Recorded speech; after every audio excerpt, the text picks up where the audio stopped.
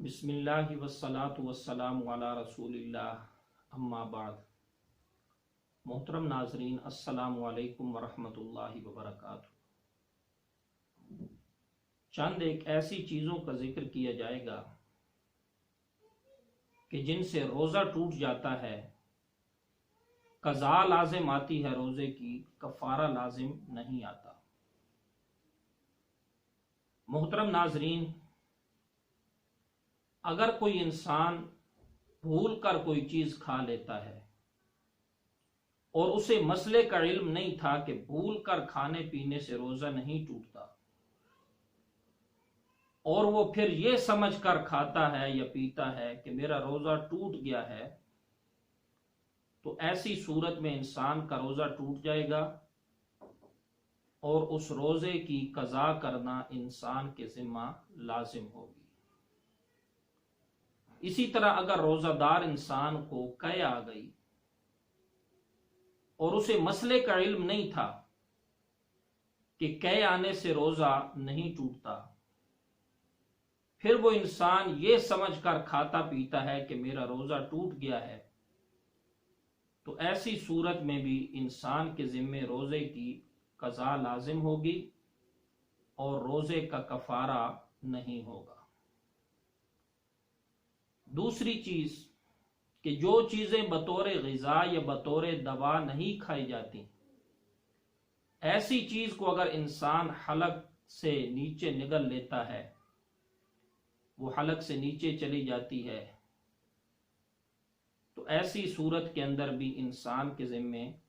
روزہ کی قضا لازم ہوگی، کفارہ نہیں ہوگا۔ اور تیسری چیز، دوران غسل یا دوران وضو یا انسان ویسے کلی کرتا ہے، تو اگر غلطی سے پانی حلق کے نیچے اتر گیا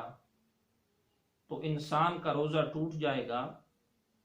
قضا لازم ہوگی، روزے کا کفارہ نہیں ہوگا۔ چوتھے نمبر پر یہ بات یاد رکھیں کہ انسان نے اگر صبح کے وقت سحری کی اور دانتوں کے اندر کوئی چیز اٹک گئی، گوشت کے ریشے تھے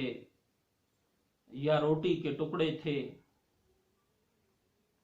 تو اگر وہ چیز دانتوں سے نکل کر خود بخود حلق سے نیچے اتر گئی، تو ایسی صورت میں اگر اس کی مقدار چنے کے دانے کے برابر ہے تو انسان کا روزہ ٹوٹ جائے گا، قضا لازم ہوگی، کفارہ لازم نہیں ہوگا۔ اور اسی طرح اگر کوئی انسان باہر سے کوئی چیز منہ کے اندر داخل کرتا ہے اور اسے نگل لیتا ہے، تو اگرچہ وہ مقدار میں چنے سے کم ہی کیوں نہ ہو، تو ایسی صورت میں انسان کا روزہ ٹوٹ جائے گا۔ اسی طرح ایک یہ مسئلہ کہ انسان نے سحری کی، ابھی صبح صادق میں کچھ وقت باقی تھا، تو کوئی چیز انسان نے اپنے منہ میں رکھی کہ سحری کا وقت ختم ہوتے ہی میں کلی کر لوں گا، کہ اچانک انسان کی آنکھ لگ گئی۔ جب آنکھ کھلی تو وہ صبح صادق کے بعد کا وقت تھا، تو یاد رکھیں کہ ایسی صورت میں انسان کا روزہ نہیں ہوگا، انسان کے ذمہ اس روزے کی قضا لازم ہوگی۔ وما علینا الا البلاغ۔